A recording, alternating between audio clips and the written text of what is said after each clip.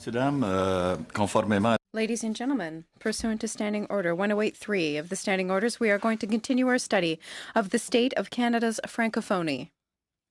It is my pleasure to welcome this morning Marie-Lison Fougère, Deputy Minister, Ministry of Francophone Affairs, Accessibility, Francophone Affairs and Seniors Affairs of Ontario; George Zegarac, Deputy Minister, Minister of Training, Colleges and Universities of Ontario. Welcome. I understand that you also have with you Mr. McPherson, a lawyer, who is not a witness, but is there to assist you. Just to inform members of the committee, as you are well aware, witnesses have certain protections, those who appear before our committee. Perhaps before we get everything started, and maybe we're going to look at the review of the state of Canada's Francophonie. Before finishing the study on the language crisis in Ontario, as we call it here, we wanted to hear from you. We wanted to exchange as cordially as possible on the matter. We wanted to discuss with you how we can improve our relationship, because we have to provide a report to the House of Commons very shortly. So, with that, welcome. And we have about 2 hours together. And I hope that my colleagues will discuss, make comments and observations in order to move this file forward when it comes to language issues in our country. Without further ado, as usual, we're going to ask you to do about a 10-minute presentation. Then we'll move on to questions and answers from members of the committee. We'll start with George.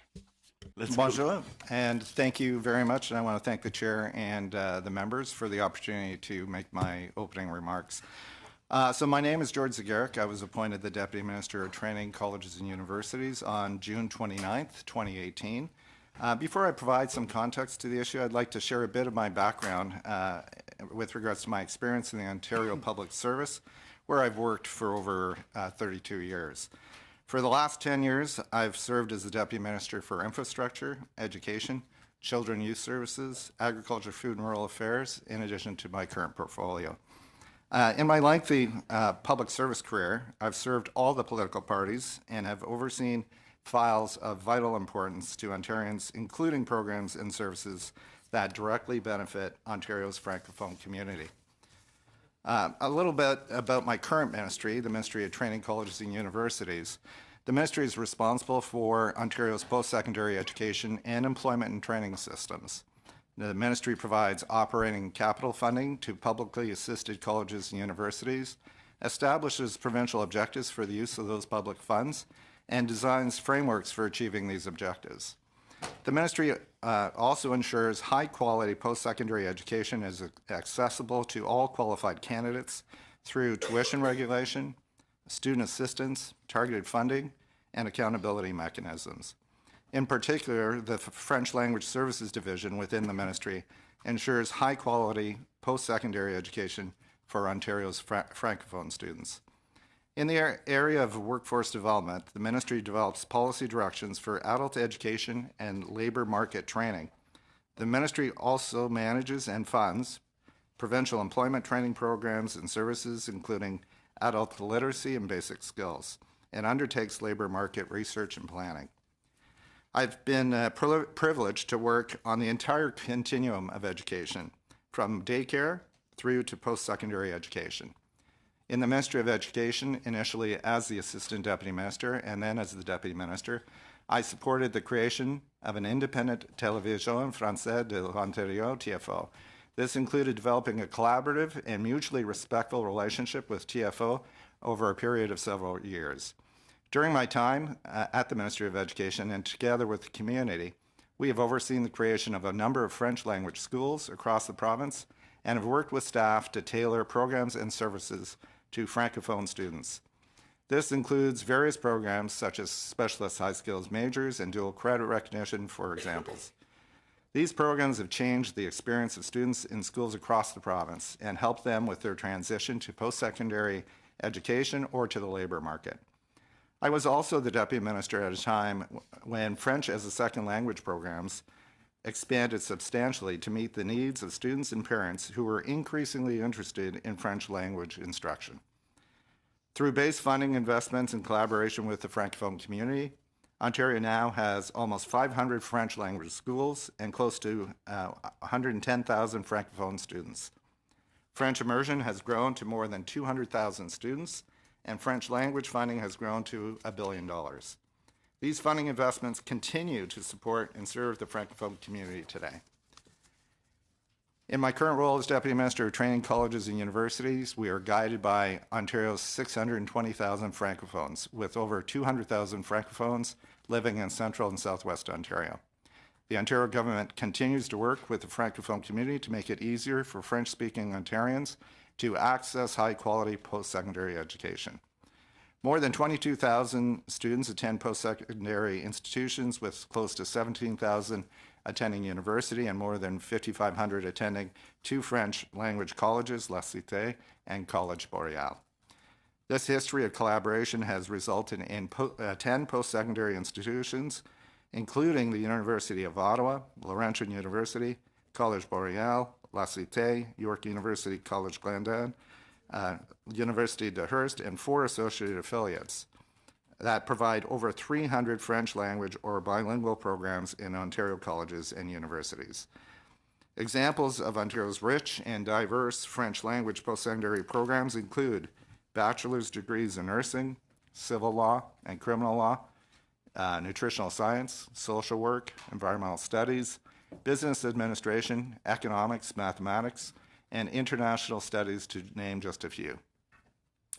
In addition, Ontario post-secondary institutions also offer diplomas in domains such as digital and information technology, public relations, civil engineering, electrical engineering, architecture, forestry, mining, and agriculture, among others. The government also committed recently to investing in post-secondary Francophone education in Ontario by providing $15 million to College Boreal for its Toronto campus. The ministry continues to support models of post-secondary education that meet the needs of Francophone students and the Francophone community, as well as Ontario's business community in an evolving job market. I'd like to now provide an overview of the actions Ontario government has taken over the years to advance French language university in Ontario. In April of 2011, the ministry established an expert panel to provide advice on the most efficient models to build French language post-secondary capacity in the Central and Southwest regions.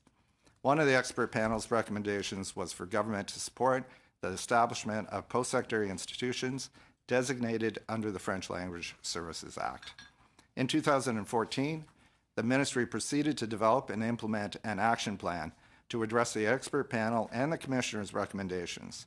The government plan included establishing an advisory committee on French language post-secondary education, issuing a request for proposals to expand French language university and college programming, and providing support to Glendon College, part of the University of York, to explore enhanced governance for and by Francophones at York University, located in Toronto's North End. The French Language Advisory Board, or Committee, was established in February of 2014. In March of 2016, a report by the Advisory Committee on French Language Post-Secondary Education in Central Southwest Ontario recommended the creation of a university governed by and for Francophones. In response to this, a planning board was created in June of 2016, comprising a chair and 6 board members. A student interest and market demand study was commissioned, and in May of 2017, the ministry received the study by R.A. Malatest and Associates Limited, which supported the creation of a French language university. The Planning Board's report was finalized in July of 2017. The Planning Board recommended that a French language university begin classes in September of 2020. The Université de l'Ontario Français Act 2017 came into force on April 9th, 2018. The first Board of Governors of the Université de l'Ontario Français was also appointed on April 9th, 2018 via Minister's Regulation. On November 15th, 2018, the government announced in the 2018 Ontario Economic Outlook and Fiscal Review that due to fiscal concerns, funding for the Université de langue française would not proceed at this time. The government has also indicated that the French language university could reconsider once the fiscal position of the province has been improved. The Board of Governors is able to access private and public funding from other entities while the project is on pause. At this time, the Université de l'Ontario Français Act 2017 remains in force. The Board of Governors remains in place as specified in regulation, and the interim president's appointment continues. The government has no plans at this time to revoke or amend legislation under the Université de l'Ontario Français Act 2017. The government has indicated it is committed to high-quality French language post-secondary education, with many French language programs available at university and colleges in Ontario to provide Francophones with the educational opportunities they need to succeed.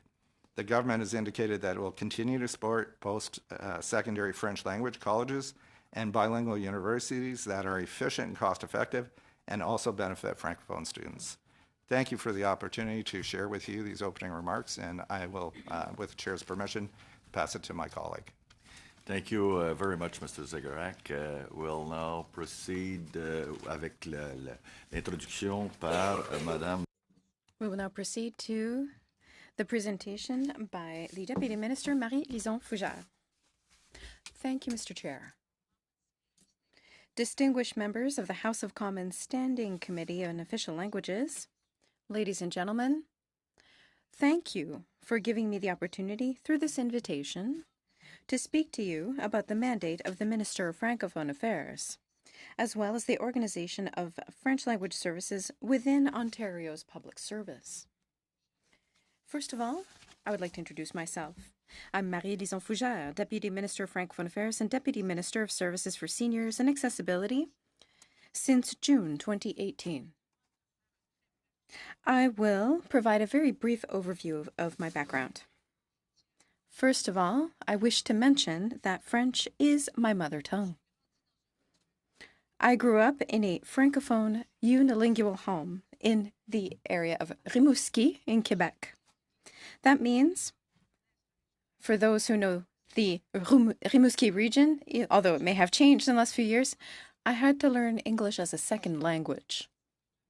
I have more than 25 years of experience within Ontario's public service, and I had the opportunity to both support and work closely with different governments. My experience led me to several higher-level positions within different ministries, including the Ministry of Education, the Ministry of Training, Colleges and Universities, and, evidently, the Minister of Francophone Affairs. Like my colleague, I worked very closely on files that had to do with secondary and post-secondary education and training related to the labor market on both the Francophone and Anglophone sides. Many of the files that I've dealt with during my professional career have had a cross-cutting scope. Francophone affairs, including French language services, are included among those files. Ontario recognizes, through legislation, the obligation to offer French language services to the Francophone community in the province. The right to French language services is part of the French Language Services Act, which was passed in 1986 and came into force in November 1989. This is a law that covers many fields, while providing a legal basis for French in the province. Through this legislation, Francophones in the province benefit from provincial government services in French in regions designated in Ontario.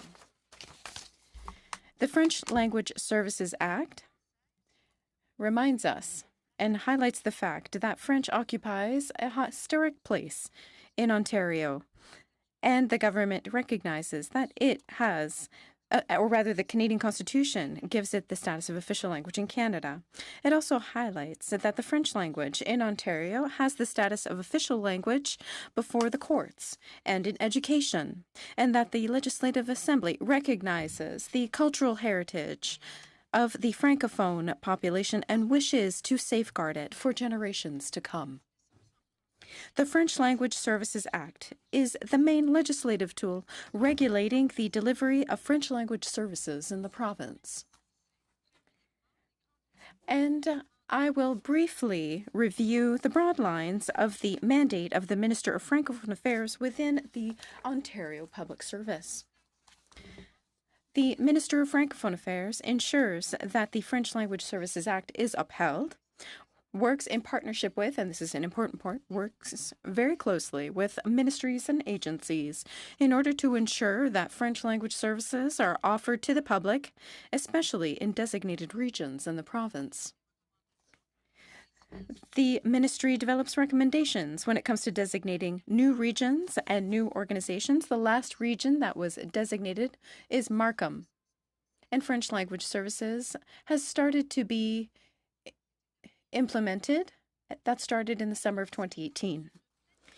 The ministry also leads the process of planning and implementing French language services when a region is newly designated. Once again, we work very closely with various departments that are already on the ground in order to offer these services. We work closely with departments and government organizations to ensure that the needs and interests of the Franco-Ontarian community are taken into account. And we represent the Government of Ontario when it comes to the Francophonie. I would also like to indicate that the department supports the Provincial Advisory Committee on Francophone Affairs, which is responsible for advising the Minister of Francophone Affairs on many files and issues that affect the Francophonie in Ontario. Ms. Fortier has already been part of that committee. She participated a few years ago. Ontario has 26 designated regions under the French Language Services Act, which represents about 80% of Francophones who live in Ontario. The province also has 200 designated organizations that work in various sectors. That being said, it is important to highlight that the offer, or if you prefer, the delivery of French language services is the responsibility of the departments. That means that the staff of the Ministry of Francophone Affairs works very closely with a team of coordinators in French language services who can be found in all the departments. In order to facilitate the horizontal management of issues and files, these coordinators can be found in 5 groupings of ministries, namely the Health Group, which includes long-term care, the Justice Group, which includes the Ministry of the Attorney General, as well as Community Safety and Correctional Services. That's the first group. The second group, or rather that's the second group. The third group is Education and Community Services. This includes services for children, social services and community services, municipal affairs and housing, education, colleges, universities, etc. The fourth group, for the economy and central organizations, includes economic development, job creation and trade, finance, government services, consumer services, the Ministry of Labor, and so on. And the last group, last but not least, is lands and resources, which includes agriculture, food, rural affairs, transportation, environment, natural resources, development of the north, and mines. I took a few minutes to present all of these groups because what that demonstrates is the complexity and the scope of the task before us and the complexity of the files that we are dealing with. The role of French language services coordinators is extremely important because they monitor the planning, development, and implementation of French language services. They also ensure that their respective ministries take into account the needs and interests of the Franco-Ontarian population. They work with the Ministry of Francophone Affairs in order to move forward, among other things, designations and access to services on the ground. I also wish to say that the Ministry of Francophone Affairs works very closely with different departments, including the Ministry of Colleges and Universities. To conclude, as you are aware, the Franco-Ontarian community has many faces and is constantly changing. Its dynamism, its creativity, as well as an associative movement that is very strong and a network of organizations that act in various fields, including health, justice, education, the economy, communications, just to name a few. The Ministry of Francophone Affairs is going to continue to work in cooperation with all of its partners in order to support the vitality of the Franco-Ontarian community. Thank you for your attention, and I will be pleased to answer your questions to the best of my knowledge. Thank you very much, Madame Fougère, for your presentation. On va commencer immédiatement. So we'll begin a 6-minute round for each intervention, and that includes your answers to the questions. And we will begin off the bat with Alupa Clark. Thank you, Mr. Chair, colleagues, Mrs. Fougère, Mr. McPherson, and Mr. Zegro. Welcome to Ottawa. I'd like to tell you that we did not have you appear here with a happy heart, and our purpose is not to make you uncomfortable or to feel in a tight spot whatsoever. We have a responsibility, a constitutional one, to bring you here and to ensure that the rights of linguistic communities throughout the country are preserved and protected. And that is the background behind this invitation, and thank you for coming here this morning. Tying into what I just said, I'd like to talk to you about Section 7 of the Official Languages Act, which talks about positive measures.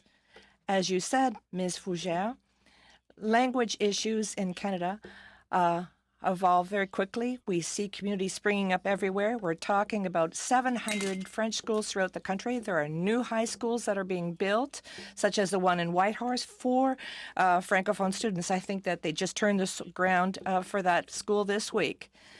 But in 2005, the federal government, the Conservatives and the Liberals, voted unanimously on Section 7 regarding positive measures, which brought a whole different paradigm to the whole issue of official languages, and it dealt with jurisdictions. Conservatives want to respect jurisdictions, but over the past few months, we've realized that we have to be responsible and to participate here as members of this committee to ensure that the official languages are protected.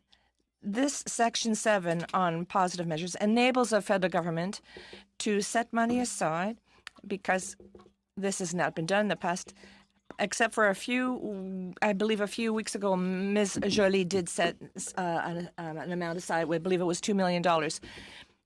What do I mean by positive measures? Well, it could be different scenarios. We don't have real figures in front of us, however, and Mr. Zebrack, you talked about a roadmap. You've been working in this ministry for the past 35 years, and that involved official languages and Francophone affairs. Can you tell us this morning what amount of money is going into this envelope for the French University, and aside from the $4 million, what money is going to be set aside over the next 8 years? And if the enrollment goes up, what monies will be set aside then? I need to know, what will it cost? Because we can't start talking about positive measures without having this information in front of us. Is due to the fiscal conditions that the provincial government is in, a number of projects have been postponed, not just the Francophone University or the French University, But we had postponed the establishment of 3 campuses in other locations in Markham and in Brampton and in Milton due to the fiscal. And, again, the conditions were, and I can't answer when the government will have the fiscal capacity to move forward on this, but I believe the president of the French University testified here in early December. There were planning dollars identified. I think he shared with you that the board, the interim board, had estimated $84 million over 7 years for that university. We allocated. This 84 million concerns what exactly? And is there other expenses? So it deals with, and this is, the final design was never approved, and that's why we're continuing to have discussions and why I continue to meet with the board over that period of time. So it included, in the first year we put aside $8 million, and in the beginning it's planning phases. So it's looking at finding facilities, doing research, looking at what the demands would be, starting to negotiate the least costs to find a facility, doing basically the planning activity. $8 million was allocated for this year. Only $2 million actually was expended, partly due to the circumstances. We had an election in there, and we had to get final approvals after we saw what the fiscal situation after two independent reviews. So the $84 million, with all respect, of course, the $84 million, does it concerns any other expenses? Building, electricity, inscription? Yeah, I just need to know. This is really important. Yes, I'll go through. It basically had allocations for leasing costs, because the intent was to lease a building, not to purchase the building. So it would cover a 10-year lease, for example. But the president of the university is probably in the best position because it was their planning. We were reviewing that. We have to evaluate the cost because you will, at the final point, be injecting the funds. Absolutely. And so have you evaluated all the costs, all through, of if, for example, we decided to do a positive measure and to give, let's say, half of the $80 million for the next 4 years? Could you tell me now that, Mr. Clark, it's not enough? Because that does not include, for example, operational costs. That's what I need to know. The government needs to know. Well, and our government needs to know as well, and that's why we work with them around those planning figures. But there's a lot of, the big variable, quite frankly, is how many students would enroll. We won't know what the student enrollment is until we get further down in that planning process, because we don't know how many new students will come. Will it actually take students away from other universities? So there's a number of assumptions that are made, and that's why we work with the board. We constantly meet with the board to go through those assumptions and to get a better idea. We were not even at a point where they were at the point where they were looking to lease, so we got better idea of what the leasing costs. But each year we would have better information. So it's not something I can answer to the committee today, and that's why. There's definitely an unknown. Thank you, sir. Merci beaucoup à Lupa. On va aller maintenant avec Jean Rioux. Thank you, Lupa. Mr. Rioux, thank you for coming here. We all know that bilingualism forms the very basis of Canadian identity. And when we see that the rights of certain groups have been diminished, it's a source of concern. And I think that's why we have to obtain this information. And that's why our committee has asked you to appear before us. I got into politics for one main reason. I represent the riding of Saint-Jean, where the Saint-Jean Military College is located.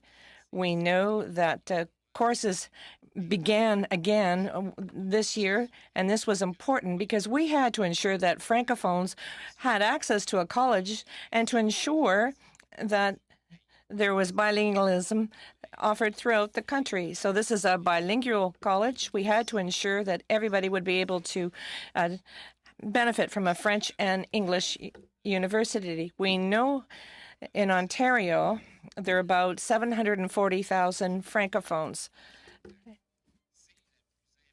This is the largest Francophone minority outside of Quebec. So that's important. That's in your opinion, how many francophones are francophone immigrants? How many are youths? How many of them are in French immersion? And how many are studying at the primary and secondary levels? Mr. Zachariah, I believe you could begin by providing us with some figures. But if we have these totals, I'd like to know how many young people are being educated in francophone schools at the primary and secondary levels.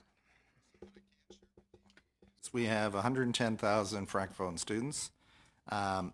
200,000 of those students are in immersion.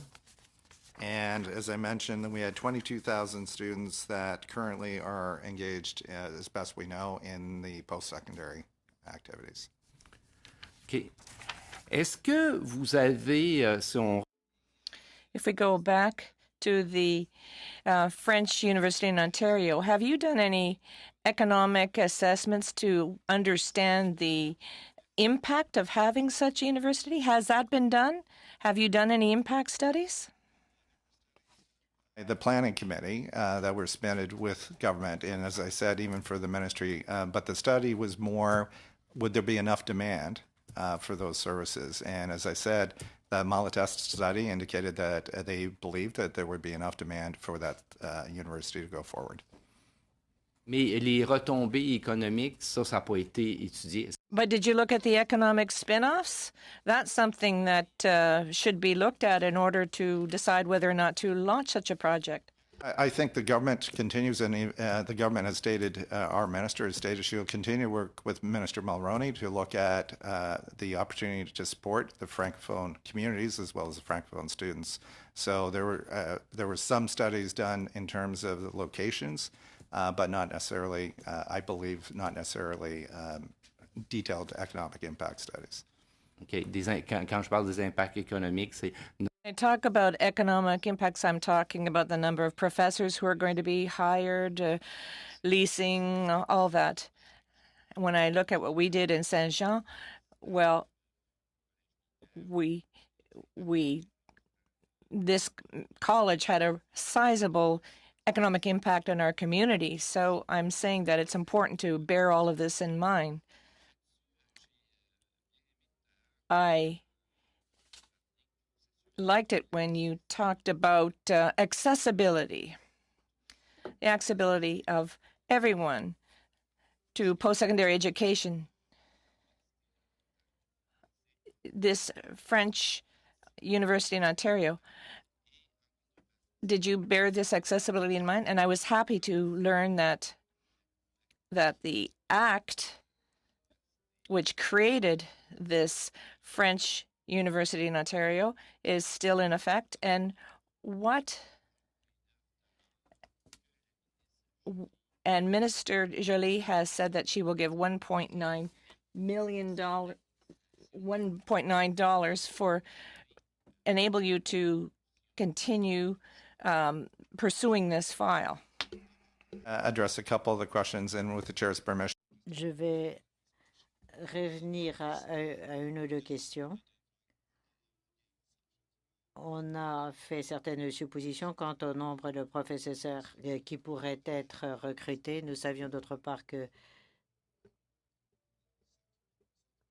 cet investissement se ferait dans le centre ou le sud-ouest de l'Ontario.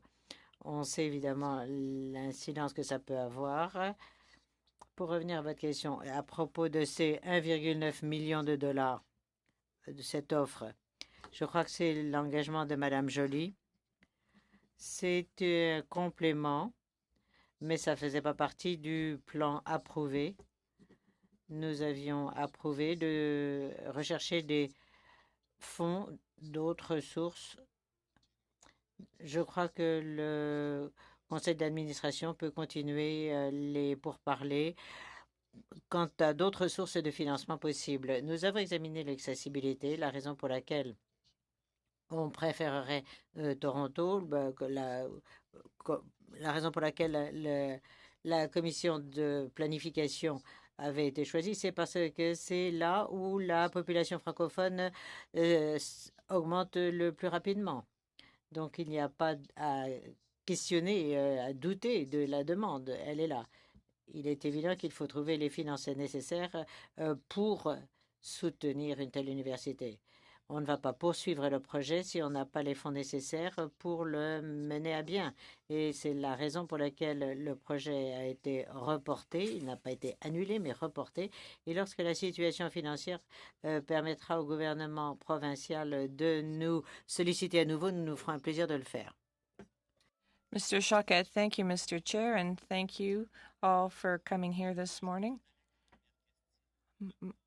My first question is for Mr. Zegarek.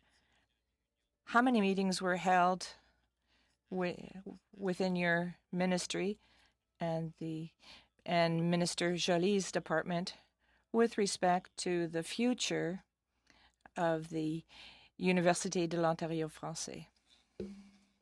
No meetings between us and Minister Jolie's ministry. We've had meetings actually on other issues. The ministry, through the Council of Ministers of Education of Canada, have had an outstanding issue of funding that has been frozen under the protocol and funding for second languages that has been in place for 10 years. So we've been having discussions of that, but we've never received anything directly. I have not received anything directly, nor my staff, around any proposals to support the university. Je suis vraiment surpris d'entendre ça. I'm surprised to hear that. No one within Madame Jolie's department has asked for an official meeting or a formal meeting. In the media, but I have no documentation requesting a meeting, nor do I have any detailed proposal. Mais vous, Monsieur Zegarac, et votre ministre, But Mr. Zegarek, you and your ministry, have you made a request to meet with Minister Jolie? And I think the issues, there's opportunities for discussion. If we get something to respond to, we have not received anything. OK, mais vous avez vu dans les médias l'offre You read in the media about this offer from the federal government for this 4-year span's funding. Has your government, your ministry rather, analyzed this offer? No details. Nothing has been submitted to us. If we get something submitted, I believe my staff and I would be happy to analyze it. OK. Donc, Ms. Fougere, has the government of Ontario or your ministry consulted the spokesperson for the Francophone Association before deciding on this decision and to transfer the services? Thank you very much for your question. As with respect to your first point, the Ministry of Francophone Affairs is not responsible for the funding of the university. This is not the ministry that has responsibility. I'm talking about the university here. I'll answer that question first, and I believe that my colleague can provide you with some further details. As for the commissioner, the Ministry of Francophone Affairs was informed of the decision to transfer the commissioner's position to the Ombudsman Office. The minister and I did not participate in that discussion. You didn't make the decision to transfer. It's not the Ministry of Francophone Affairs that made the decision to transfer the commissioner position to the Ombudsman's Office. If I may, I'd like to clarify. I'd like to clarify the situation. The commissioner position, well, the commissioner is an independent position. So he is not under the responsibility of a ministry per se. He reports to the National Assembly or the Provincial Assembly. He is an independent officer of the legislature. And the Commissioner of French Language Services has no decision-making power. Mr. Zegarek, we're also going to be hearing from the deputy ministers working for Ms. Joly. What message would you like me to pass on to them? There are proposals that they would like us to consider to submit them, and we'd be happy to look at any proposals that not only her, but the communities have, and we'll take a look at them. Donc, si je comprends bien, s'il y a une demande So if I understand correctly, if there is a request for a formal meeting between the two ministries, you'd be prepared to sit down and discuss this issue and come up with a solution for the funding of the French university. Any direction, our ministers, that's a political discussion that occurs between two ministers. I can't speak for either Bien sûr. minister, but if we're directed, if there's something to speak to, we'd be happy to address that issue when it arises. Parfait. Good.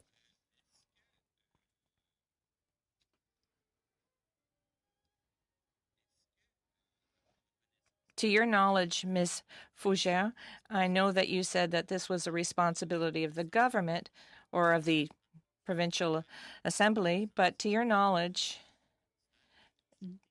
did your ministry consult people before transferring this position to the Ombudsman's office? And if not, how much money will you be saving as a result of this transfer? Could you send to the committee any studies you have that shows how much money that you're going to be saving by transferring the Commissioner of French Languages Services to the Ombudsman's office? I can only repeat what I said beforehand. The Ministry of Francophone Affairs is not responsible for the transfer. It's not under our purview at all, on the one hand. And secondly, with respect to the funding of independent officers, comes under the Board of Internal Economy of the provincial legislature. So once again, the ministries aren't involved with those types of discussions or with these decisions. So that's all I can tell you. And I'd also like to clarify that the position of commissioner was transferred to the Office of the Ombudsman, and there were several other independent commissioner positions that were transferred as well. The status of the commissioner is that he remains independent, and all of the authority that is conferred on the commissioner for official languages all this authority is transferred, and the commissioner can continue to do his job. Point of order, Mr. Chair. I asked the witness if we could obtain a document. Mr. Chair, can you ensure follow-up to ensure that the document I requested is obtained? From what I understand from the Deputy Minister's answer, is that the Internal Economy Board for the Legislative Assembly of Ontario is the one responsible for this. I believe that this question needs to be directed to internal economy. In that sense, if I understand correctly, Madame Fougère? Yes, I have absolutely no access to that type of information. And this type of request must absolutely be addressed to the Board of Internal Economy. Okay, we're moving on to Nova Scotia with Daryl Simpson. Thank you very much, Mr. Chair. And thank you to the witnesses for being here today to answer our questions. As you know, the federal government has responsibilities towards French language and English language minorities in Canada. We are celebrating the 50th anniversary of the Official Languages Act. There's no doubt that we do need to make some changes and improvements to the Act. The government has clearly demonstrated this. But you, for Ontario, excuse me, but your government's decisions have revealed the weaknesses of legislation of your government. I always question the leadership involved. For me, it's a matter of leadership. The leader makes a decision for their people, but must know their people. Mr. Zagorak, I need to come back to some answers you provided, and I need some quick answers. You said fiscal numbers of projects were postponed. Situation. Did anybody think that maybe when you make cuts, leadership is about making cuts where cuts are able to be made that doesn't disadvantage one group? But these cuts clearly démontré que des coupures sur une minorité francophone Clearly demonstrated that cuts to a francophone minority will cause much more damage, and it's going to take years to recover. And that's the difference. The judge for the Montfort case said that the Court of Ontario recognized the importance of French language institutions when it comes to the cultural and educative heritage for the francophone minority. In other words, it's a matter of if this does not exist, they may lose this forever. Another important expression. Quebec protects its institutions, but in a minority situation, institutions also have to protect their minorities. You cannot make cuts just to say we're cutting everything by 10% because of the effect. Do you agree that the impact can be different on one group relative to another? So I will assume that the question is that. My question is simple. Can cuts across the board have greater effect on one group than another? Well, yes or no? That was not a yes or no. There is a impact, obviously, that the government considers, and these are tough decisions. They are not made lightly. They consider the impacts going forward, and part of the decision is to look at what the impacts are across the board. These are projects that have not progressed, and therefore. The decision was not to proceed with projects that you didn't have funding for. Thank you. And we only have 6 minutes. But I like the fact that you're saying that you have to look at the impacts across the board. So let's hold that thought for a second. Madame la ministre, Madame la sous-ministre Fougère, puis je veux... Deputy Minister Fougère, I want to congratulate you because you're from Acadia as well. That's important. Madam Deputy Minister, when the minister received instructions from the Premier or from the Cabinet that cuts had to be made to Francophones. Normally, the minister receives, if I'm a minister, the Prime Minister can tell me you have to do this. I'd like to believe, however, that I will have the opportunity to argue. If I'm Minister of the Francophonie, I can say, wait a minute, Mr. Premier, or the Cabinet, wait a minute, have you realized this, that this is going to cause a problem? So my question for you is, did the minister come to you and say, these are my instructions? Do you have any ideas on how I could present some arguments to defend the cause? D'abord, oui, ça me fait toujours plaisir. First of all, yes, I'm always pleased to be part of the broader Acadian community. Listen, I am not at all aware of political instructions that might have been given or not by the Premier to my minister. These are confidential conversations. We are not privy to them. This was made public several times. Ms. Mulroney is very engaged with the Francophonie. She has already outlined certain priorities, including the need to take a closer look at the French Language Services Act in order to modernize it. She has also indicated her support for simplifying the designation process in order to make services more accessible and to facilitate the task of organizations that are on the ground. Thank you, Madame Fougère. If you will allow, I'm going to continue with my questions, but thank you for the answer. Okay, we've looked at the minister. Did the minister try and get data to defend La Francophonie in order to defend it to the cabinet? We'll set that aside for now. Okay, let's look at your role, because your role as deputy minister is extremely important. If the minister doesn't ask any questions of you, your role is to bring facts, essential facts forward to show what's going to happen on the ground. In other words, I know you can tell the minister, I see you're considering this, but have you realized that cuts can have additional impacts on a minority? Listen, Madam Minister, at the federal level, maybe they'll give us a bit more money if we go see them. In other words, even if it's over 4 years, maybe they'll pay 90% the first year and 80% the next year, and that'll help us get through these fiscal problems.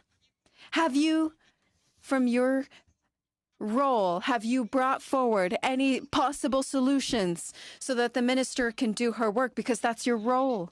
It's to make the minister look good. Have you brought anything forward to defend the cause of la francophonie so that the minister can push these arguments forward to defend la francophonie before the premier, who is, of course, showing weak leadership on this matter because he has not realized the impact on certain groups? C'est comment ça prend ça parce qu'on doit passer à l'intervenant suivant. Peut-être que dans une réponse additionnelle. Daryl, I'll take these to be comments. We'll move forward with Emanuela because your time has expired. Thank you for being here with us today. My questions will be surrounding the University de l'Ontario français. So, Mr. Zagorak, you mentioned earlier that I think there are 110 students who attend French primary or secondary school. Is that the right? 110,000. That's what I meant. I'm sorry. 110,000. And about 200,000 students who are in immersion programs across the province. Is that number bigger or smaller than than 5 years ago, let's say? I think I'd have to go back to look at the trend, but during my period there, it continued to grow. There's a huge demand for, in particular, French immersion. We continued to have demand on the French side of the school boards, and that was the investments that we were making for new schools and investments in new places. Okay, thank you very much. And so since there's a growing number of students, would I also be right to assume that the French population in Ontario is growing?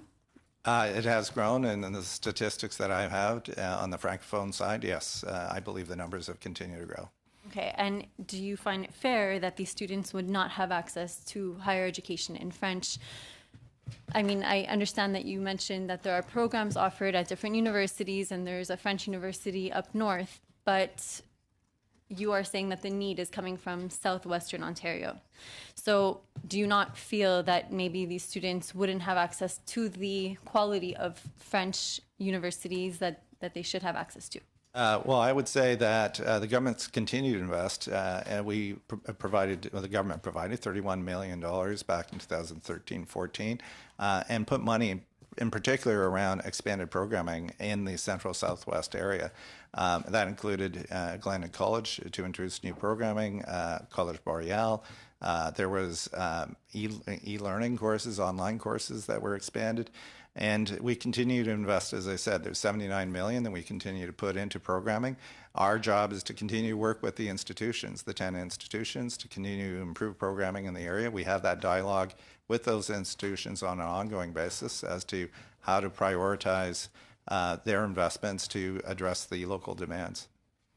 All right. You also mentioned that it was a financial decision not to go forward with the university, yet you failed to give us the actual numbers and what the costs of the university will be on the long term. So it seems that it was prematurely stopped before we can even, or they can even plan out their, their finance, the financial, the way that this would look financially. So I don't know if it's really, based on what you were able to commit, but a decision of, whether or not it was a priority. And that's what we're getting here, I think. But Can I comment on that, or? Sorry, that wasn't the question, so I'm going to continue. I'm from an Anglophone community in Quebec, so I am from a minority community. And McGill University, which you might know or have heard of, is one of the biggest and best universities in Canada. And English students, as well as French students, are able to go to that university for their education, and it's a staple, and it's what kind of strengthens the English community in Quebec. So the government of Canada believes in both official languages, believes in promoting them, believes in making stronger minority communities in all provinces. And unfortunately, this decision has taken away from that. Can you comment? I would comment that the government has stated their commitment to enhancing and working with French communities to address, post-secondary demands in terms of services, but they have to have a sustainable fiscal solution. You can't spend money that you don't have, and that's our minister has spoken to the fact that she would continue to work with Minister Mulroney to look at the needs in those communities and continue to look at using our dollars that we currently have. And when the fiscal situation improves, they would reconsider and move forward on timing. And to your question on the planning dollars not knowing, that's why we actually had a planning committee. They are working on it, but as I said, they don't know how many students they would undertake. They have projections, and we would continue to work with the board over that period of time. So I think the government's committed to continuing to serve the Francophone community, that it has funding, and it has requested funding, enhanced funding from the federal government that has been frozen for 10 years. Provincial and territorial governments are kind of short $58 million now. So, we're continuing to have all these dialogues to see what we can do to enhance the services for our Francophone communities. But this was a commitment that was committed to under the previous government. Is that correct? It was a commitment under the previous government, but didn't have sustainable funding because of our fiscal situation. All right. J'ai combien de temps qui me reste? 30 secondes. How much time do I have left? 30 seconds. Okay, thank you. OK, maintenant, on va procéder avec... Thank you, Manuela. We're now going to move on to Sylvie Boucher. Hello, welcome to all of you. I'm very pleased that you're here today. Well, yes and no, because I know that we're putting you in a particular situation. However, on this committee, I think we want to correctly understand what actually happened in Ontario. My name is Sylvie Boucher. I'm the member for Beauport, Côte-de-Beaupré, Île-d'Orléans, Charlevoix.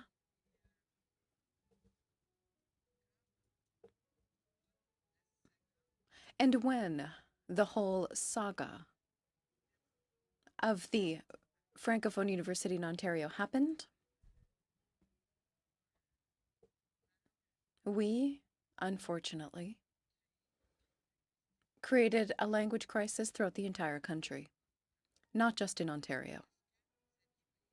Did you expect, or did you warn your ministers of the consequences that would follow announcing this kind of decision? Did you lead them to understand the sensitivity of the French language? And when a Francophone, wherever they are in Canada, outside of Quebec, because in Quebec, we're not in a minority situation. It's my friend on the other side who is. Did you, or were you aware that this could provoke this type of crisis? Yes or no? Please, if you could respond to that. If not, did you contact the interim board of the UOF before announcing that the project was going to be canceled? And finally, did somebody from the office call the advisory board or the minister? Did you have contact with either the ministries or the governing body? Because when we deal with language throughout the entire country, it can be dangerous. The question is for everyone. Anyone who wants to answer? Madame Fougère? Perhaps I could start. The one thing that I wanted to say before giving the floor to my colleague is you're aware that this will also respond to Mr. Sanson. The responsibility of a public official, the responsibility of a public servant is to serve the government that is in place and to do it with integrity. And in this respect, as a public official, as a public servant rather, I give a complete picture of a situation when I am asked for my perspective. I always provide a complete picture of the pros and cons. And in the Francophone file, it's always about the impact or the perception of the community when any type of decision is made. That's what we do. That's what I do. And we do it with integrity, with transparency, while taking into account and communicating what this could mean. Looking at it through the various angles that I am responsible for. In the end, you are aware, you are elected officials, the decisions are made by the government. They are made by the Council of Ministers, and so on. I think we have to keep that in mind. I understand very well. This decision was communicated through the fall economic statement, and those decisions, like the budgetary decisions, are not shared in advance. So as soon as we were aware of the communication on the decision through the the fall economic statement, we had contacted the chair immediately and shared with them the decision of the government. And we had meetings subsequent to that with her and her president for the university. Donc, si je comprends bien, vous avez jamais... So if I understand correctly, you never evaluated the scope of what this could mean for Francophones. You made an economic statement, and the French language is very fragile everywhere, as well as the English language in Quebec. But if I understand correctly, there was no evaluation because la francophonie is also an emotional matter. It's an emotional thing. And as a member of the opposition, I went to the Franco-Ontarian protest with my friends. I made a speech. I want you to know that I understand this very well. I know that we are politicians, and the last signature is ours. However, in light of what we've experienced, I hope that when decisions are made, whether it be ministers or ministries, I hope that you will be more sensitive when we talk about language, because this is very emotional. And we have acquired some things that we don't ever want to lose. If I had a politician's advice to offer, if I were a minister, I would ask my deputy ministers to remain sensitive to that issue as well, and to keep me aware of the impact this could have, because this degenerated, and unfortunately we're the ones who paid for it. Thank you, Sylvie, who just named Mr. Sanso a minister. Minister of the Status of Women. I'll advise the Prime Minister of it. Thank you, Sylvie. We'll move on to Madame Mona Fortier. Thank you for coming here today. This is an issue that's very close to my heart, as it is for my the people in my riding, not only for Francophones in my riding, but Francophones throughout Ontario. To have a French language university, well, I think it's not only just for Francophones.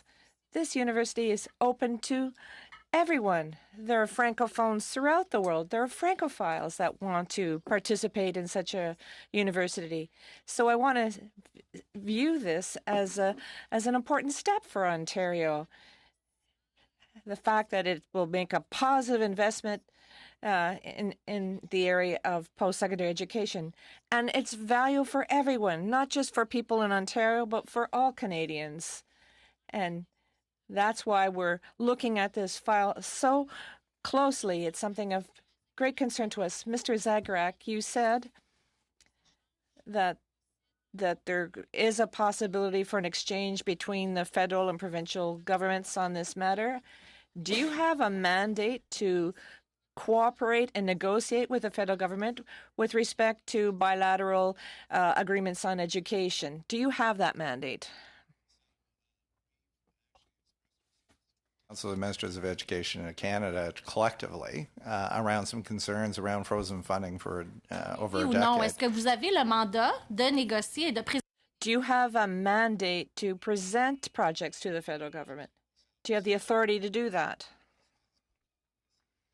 We have the opportunity to implement the direction of the government.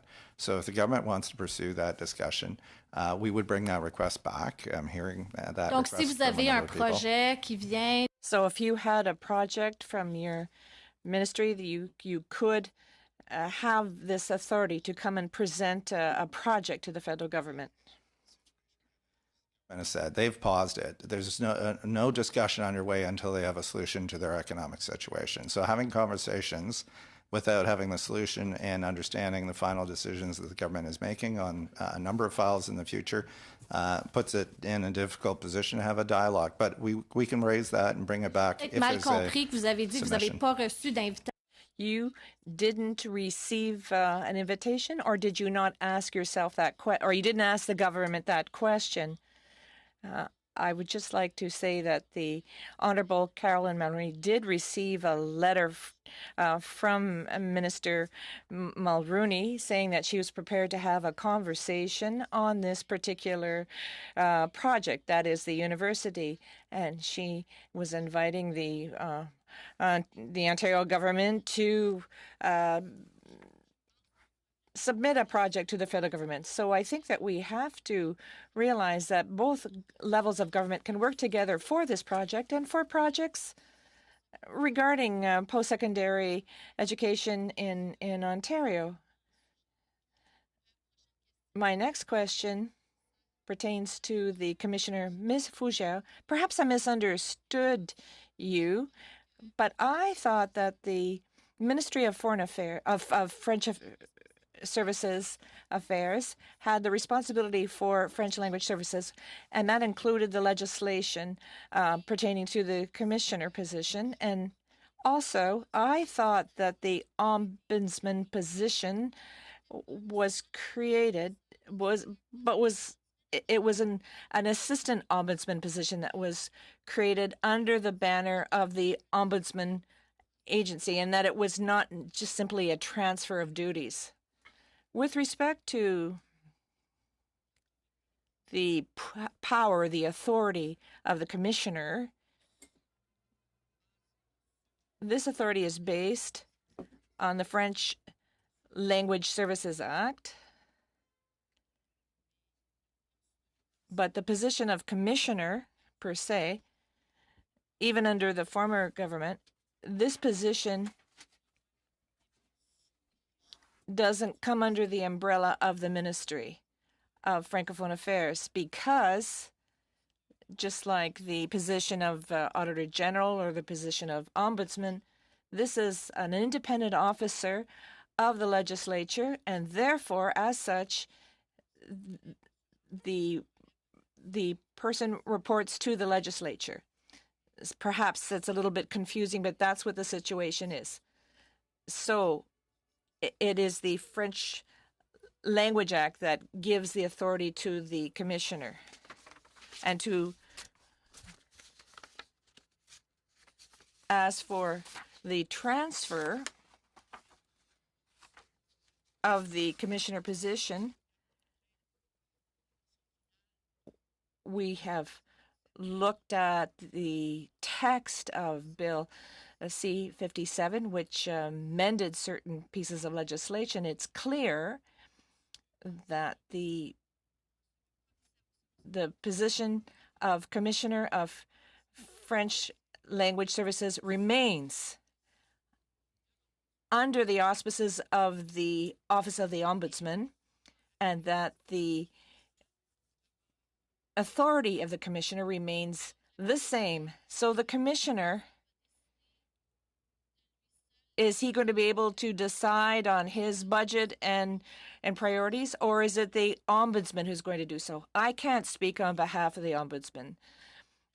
That's going to be something that's going to be decided by the Board of Internal Economy, which decides on the commissioner's budget. And the ombudsman's budget. the ombudsman said publicly that he was very enthusiastic and was looking forward to working with the Commissioner of French Language Services. Just one little question. So the position of commissioner was eliminated and a new position was created, and it's called assistant or deputy ombudsman.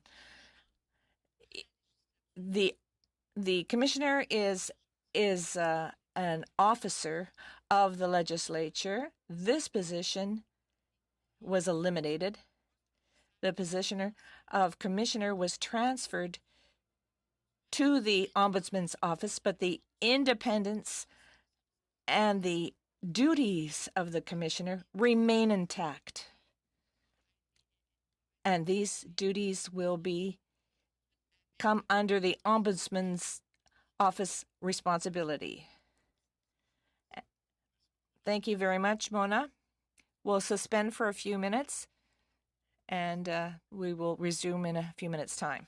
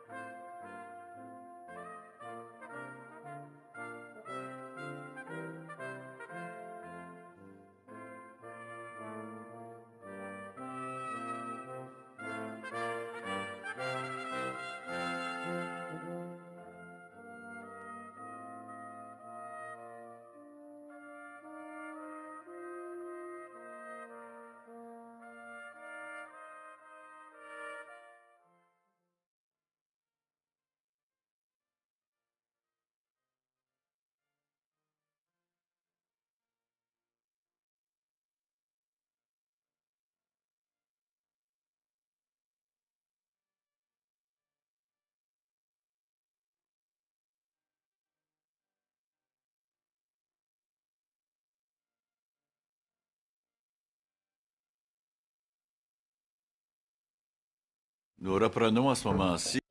We are now going to resume. I will give the floor to Mr. Alupa Clark. Thank you, Mr. Chair. Thank you for the break as well. It's much appreciated. Okay, so we're going to continue. I'll wait for his earbud to be working. Oh, it's fine. Well, There's no sound coming out of the translator. okay, so we have to wait, I guess, because there is no. Test, test. Testing interpretation channel. Testing interpretation into English. OK. Testing interpretation into English. You have to speak French for the interpretation to be done into English. Is it working now? I switch yours. C'est un technicien quelque. Is there a technician somewhere? We're losing some minutes for questions here. So attention, please, Mr. Zegarac. You mentioned a word which was extremely interesting, I think. In all your introduction and speaking about your past history and experience in the matters, you said the word continuum in education. Could you just share with us what is your belief, or no, maybe not belief, sorry, but what is your analysis, what is your standpoint concerning the continuum for Francophone in the education, of course, throughout Ontario, and also for the particular area of Toronto? How is it, the continuum?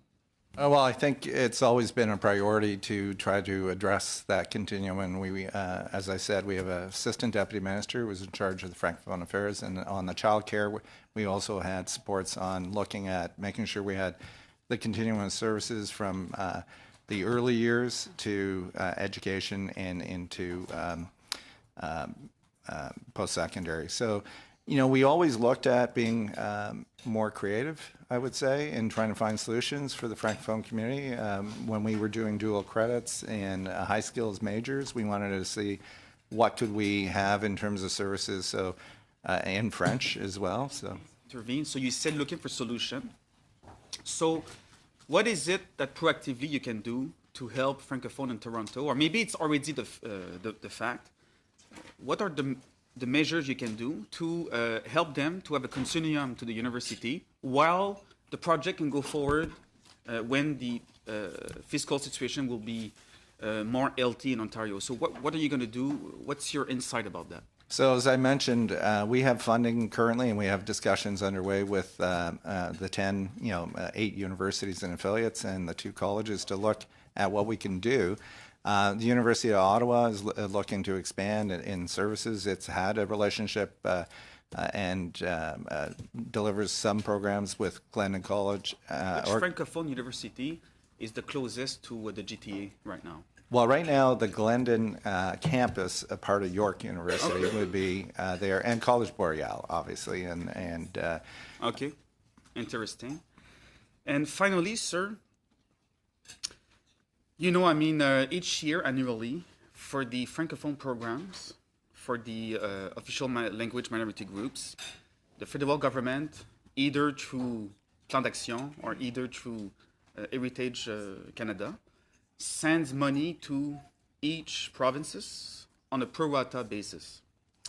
So some information were quite concerning that we learned that, you know, in Ontario, it's around $2 to $3 per head, comparing to other provinces where it's between $8 and $12.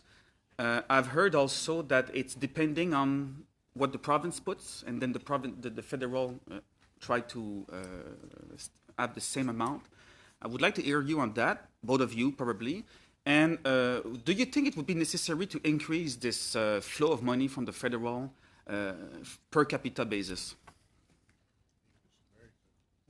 Alors, si je peux me permettre, If I may, I believe what you are referring to, Mr. Clark, is the agreement on French language services that is different from the Minority Language Education Protocol. But when it comes to vitality, there's a link. No, I certainly will not diminish the importance of that. Let me just say that it's a separate agreement. And this agreement falls under Madame Mulroney's responsibility as Minister of Francophone Affairs. What was raised at different times is that Ontario, for more than a decade, receives over $1 million, $1.4 million, as part of the envelope for French language services. That is part of the official languages plan. Receives $1.4 million of federal funding each year. The last agreement that is ending,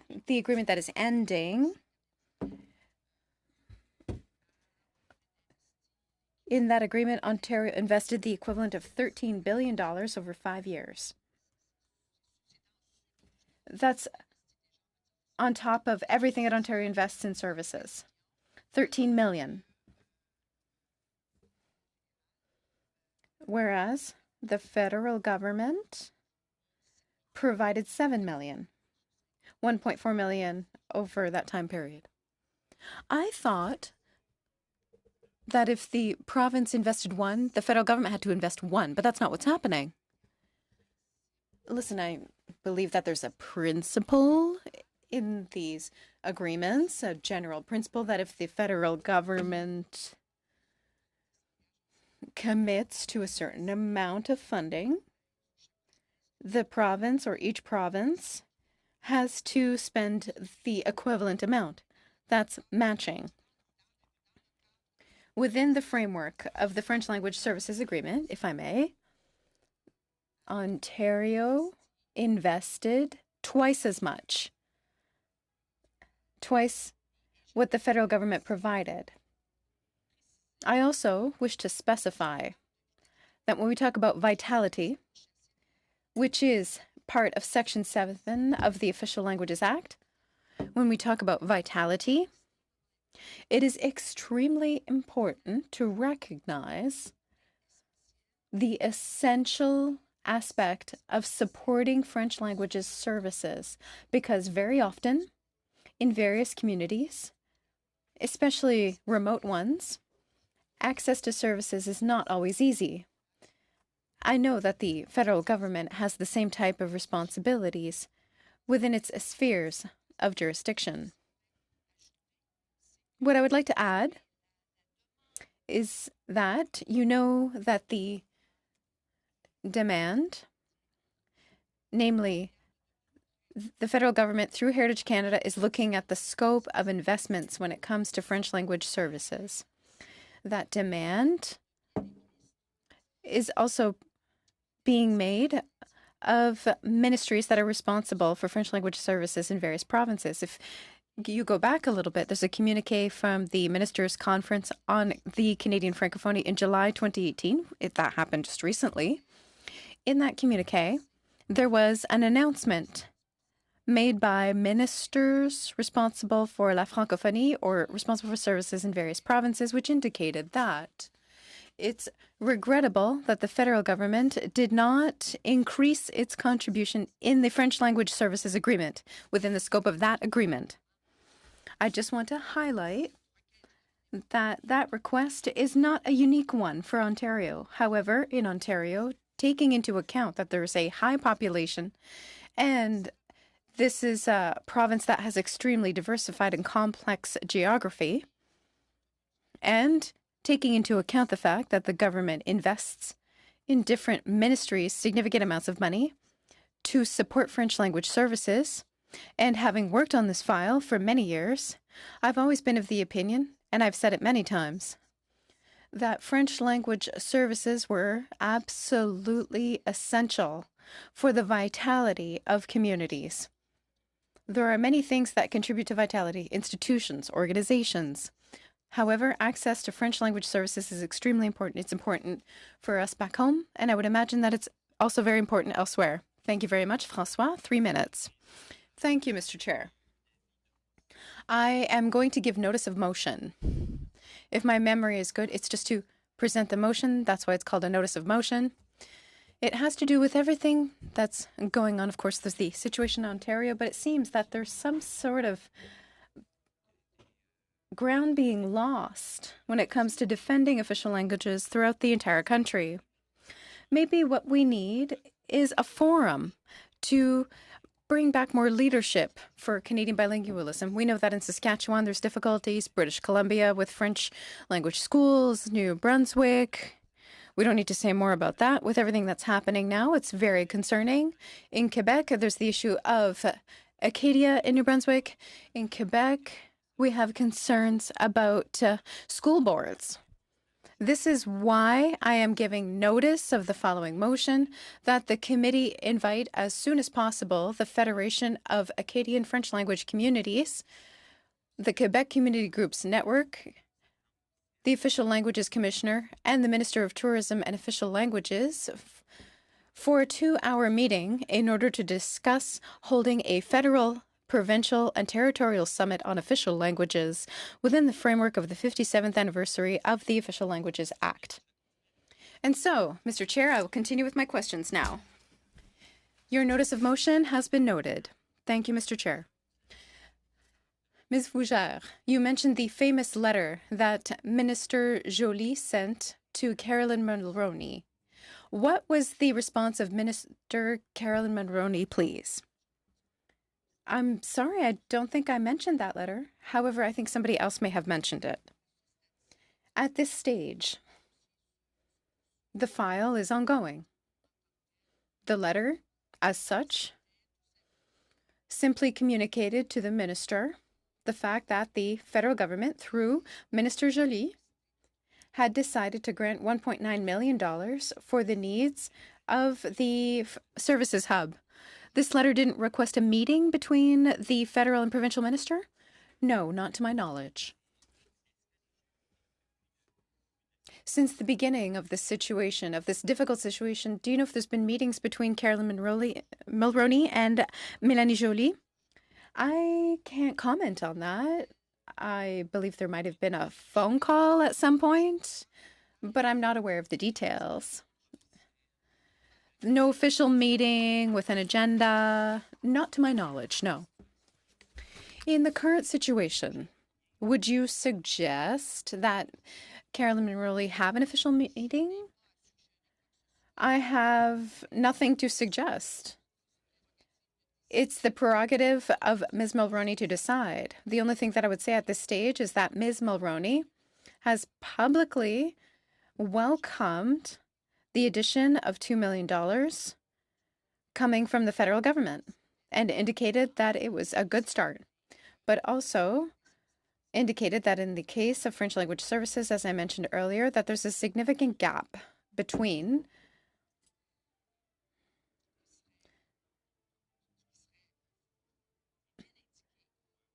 that it would be worthwhile to recognize the needs for French language services and to increase federal investments when it comes to French language services and to recognize the importance of the Francophone community in Ontario, and for that to be done not to the detriment of other provinces, but for the federal government to seriously consider increasing the envelope for French language services.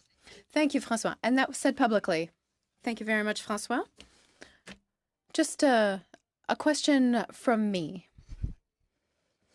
We're going to deal with modernizing the Official Languages Act as a committee. If you have any comments, I would like to take advantage of your presence here.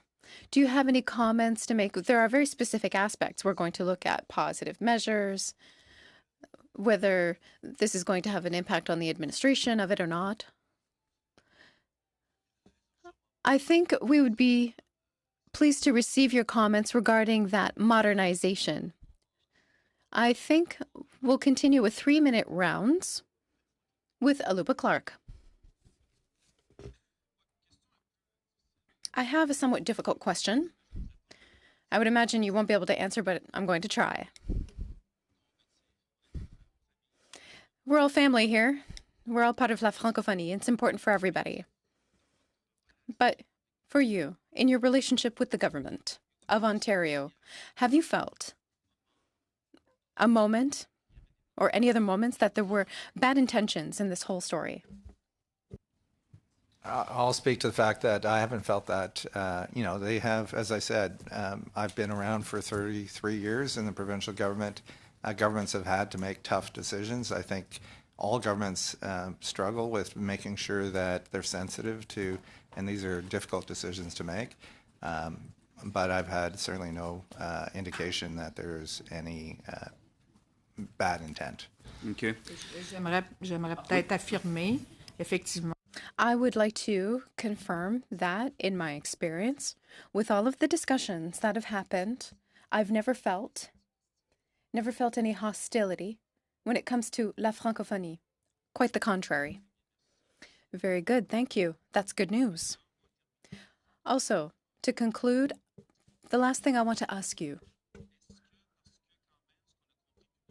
When what we've understood publicly from the Premier of Ontario is that once their fiscal situation will be healthy, I really have no idea what's going on in Ontario, he wants to go forward with the university. Have you received any instructions that we're going to continue? You said you've met with the Board of Governors of the university. I'm trying to put myself in your shoes. If I was at the meeting, we're going to continue. It's coming as soon as we can. We're going forward in 4 or 5 years or whatever it is. But that means today we have to keep working on the various aspects, whether it be finding students, registration, finding a place where we're going to house the university, while maintaining the confidentiality that you must maintain. Can you tell us if yes, we're going to continue, if that's moving forward? There is, and I've stated this in my answers earlier and in my opening statements, the legislation is still in place. The board, the president is still in place. We'll continue to have discussions, and we're having discussions now in terms of the pause. But the real focus now is working with the other institutions that have funding to make sure we utilize that funding in the best interests of our Francophone communities and the Francophone students. Merci. Mona, 3 minutes. 3 minutes, j'ai compris. Mona, 3 minutes.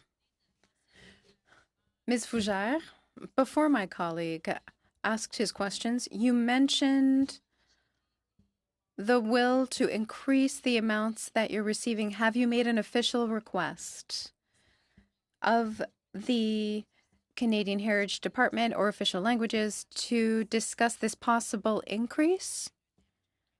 Well, in fact, there was a letter that was sent from the Minister of Finance, Mr. Fedeli, and from Ms. Mulroney to the Minister of Finance, Mr. Morneau, and Ms. Joly.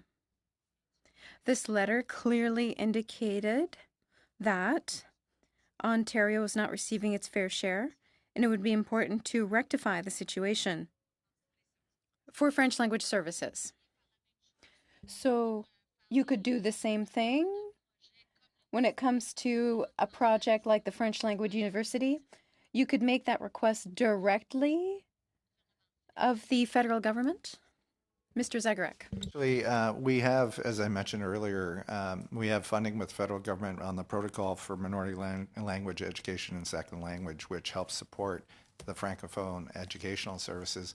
That's been frozen for 10 years. We have, through the Council of Ministers of Education, because this is an issue across Canada, not just in Ontario, we have submitted that request. Vous avez demandé une rencontre avec le gouvernement. So you've asked for a meeting with the federal government? Decision on the funding request. D'accord. Juste pour clarifier. Okay, just to clarify, in the federal government, the minister gets a mandate letter, setting out priorities for the department. Do your ministers receive a mandate letter specifying what their priorities should be that you in turn can support and help carry out?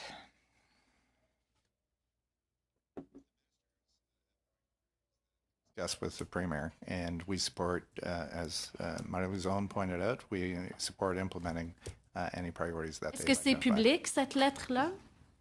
Is this letter public?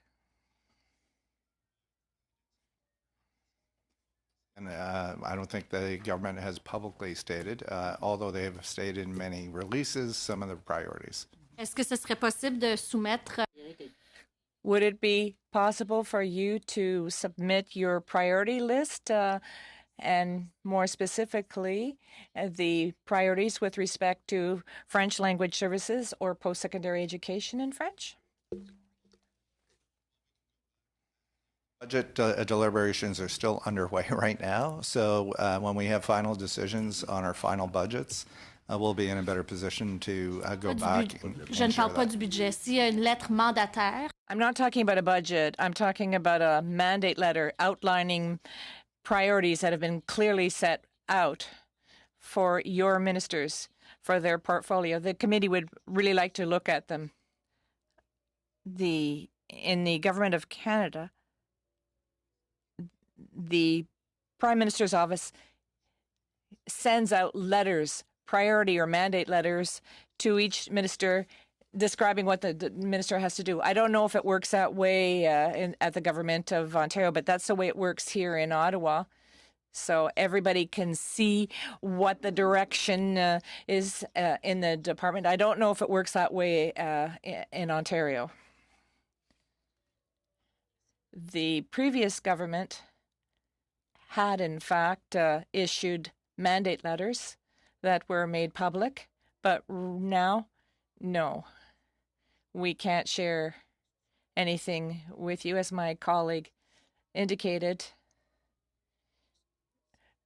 Priorities have been announced, but these priorities are not something that we as officials can share with you. Thank you, Mona. Francois, 3 minutes. Thank you, Mr. Chair. I'd like to ask Ms. Fougere a question. Something concerns me. Not just me.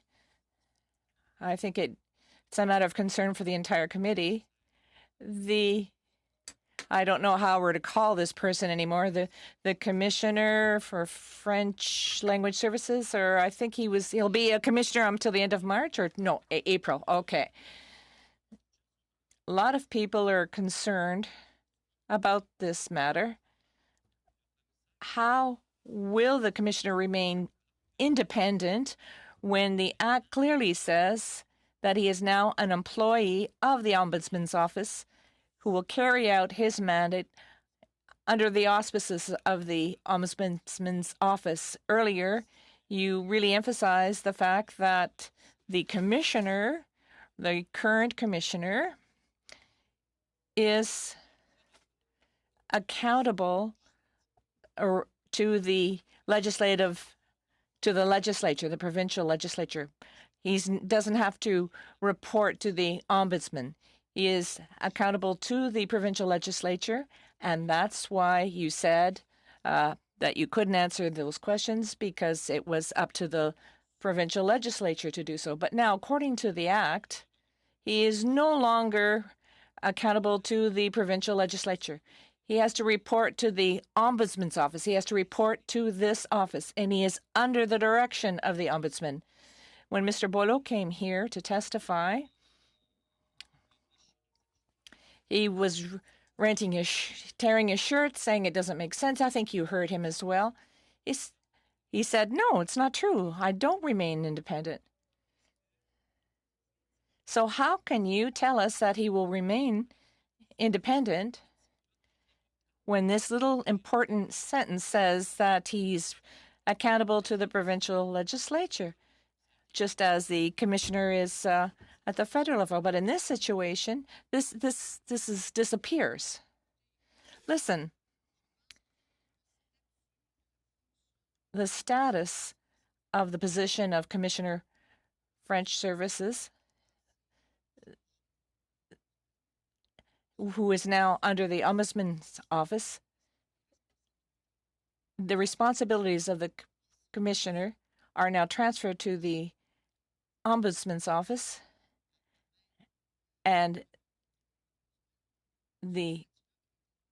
but his status remains as an independent official. The Ombudsman will, with the commissioner who will be appointed, has obligations, the same obligations to investigate as a result of complaints, to be independent with respect to the state of French services. The commissioner will have to report to the provincial legislature. And in this mandate, the commissioner can perhaps issue a report on French services that will be inserted into the ombudsman's report, which will be in turn submitted to the provincial legislature. As for his mandate, the commissioner remains independent, but he will be working through another official, another officer who he too is independent and must report to the provincial legislature. But thank you. Just a little 10 seconds, just a little comment. I'd like to thank you for coming here today and for participating in this discussion. I know it's not an easy thing for you to do, but I'd like to thank you. Our purpose is to talk to you so that you and the federal government can arrive at a solution. So thank you very much. Mr. Sanson, thank you, Mr. Chair. And once again, I'd like to thank Ms. Fougère for her honesty. You said that further to the situation, you drew a complete picture of what was going on to the minister. So with all the difficulties and the challenges, the cutbacks for minority groups, but you did your job, and I congratulate you on doing so. Mr. Zacharak, when the minister, you talked about finances earlier, when the minister says you have to cut your budget by 3% in your ministry, do you do a simple analysis? Or do you simply say 3% right across the board? And that's that, my job's done, and I'm going to have a coffee? Or do you do a comprehensive analysis looking at the pros and cons, the challenges, the difficulties? How do you proceed? For conversation, we always try to support the minister with good analysis. So that is. But if the minister asks you to cut 3% in your department, are you cutting across the board automatically, or are you analyzing the situation? No, and we didn't cut across the board automatically. We looked at areas that actually had not been expended, and that's why the government postponed some of these. My thing wasn't about that. It was about when you get that situation personally, how do you deal with it? And it's, the next point I would say, when we negotiate and we see one party is leaning hard to help, seems to me if you're a good negotiator, you're going to take advantage of that situation. So if the prime minister, the premier of the province, Mr. Ford, sees them leaning, he says, okay, look, you pay 75% now and I'll pay 75% in 3 years because I don't have the money. I didn't see that. So I guess I'm going to conclude by saying, because you answered a question, all of you, and I appreciate that.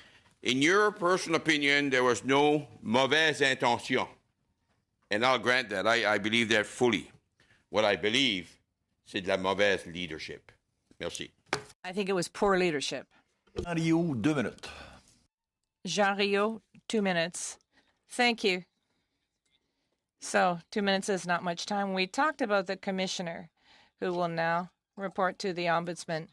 An ombudsman, he's there to receive complaints. And the role of the commissioner goes beyond just receiving complaints. The commissioner is there to promote Francophonie in Ontario. Would you agree with that? That this part of the job will be lost to the disadvantage of the Francophone minority in Ontario? Not necessarily, because under the French Language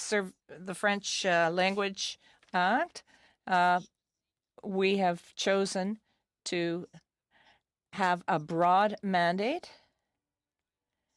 and this We've done a lot of work to promote this, and the authority that we had before still exists through the commissioner who now reports to the ombudsman. And I don't know what will happen in the future, but at this stage, the mandate has remained unchanged. Of course, it depends on the way that you interpret the mandate and how you intend to fulfill it. So Francophones are correct in having, are justified in having concerns. No, I'm saying just the opposite. What I just said is you can still promote the Francophonie.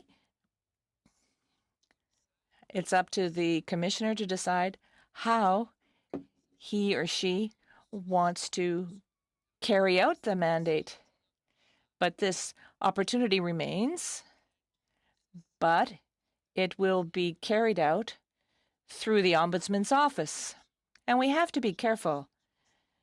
The Ombudsman is a very serious position. The officer who holds that position has a big role, and the Ombudsman is happy to have these additional responsibilities. He is very favorable to it. So stay tuned, as we say in English. Thank you very much. On behalf of all my colleagues, I'd like to thank you. Thank you for this exchange, which was quite useful, and for our report to the House of Commons. I'd also like to take this opportunity to thank, of course, the people who are sitting around the table, Lucie Lacomte, who does excellent work, and Christine, our clerk. So thanks to all of you. And I found this meeting to be quite interesting. So thank you for coming. The meeting is adjourned.